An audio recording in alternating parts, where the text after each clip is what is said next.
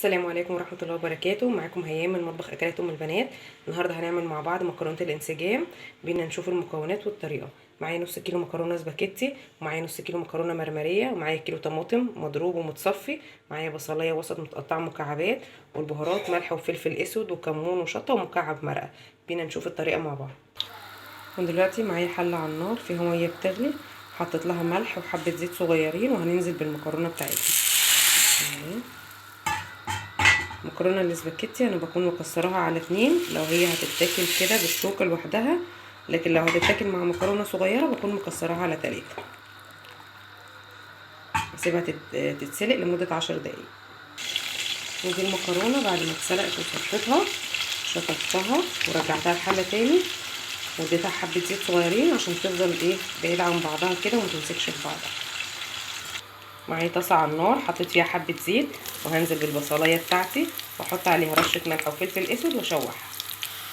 اول ما البصله بتاعتنا تبتدي تدبل بالطريقه دي كده، هنزل برشه سكر صغيره عشان تكرمل معايا البصل وتديله طعم حلو في التسبيكه بتاعتها. وده شكل البصله بتاعتي بعد ما اتحمرت واتكرملت كويس. كل ما خدت لون بني كل ما ادتني طعم وتقل للصلصه حلو. هنزل بمكعب المرقه، ودلوقتي هننزل بالطماطم بتاعتنا. بسم الله.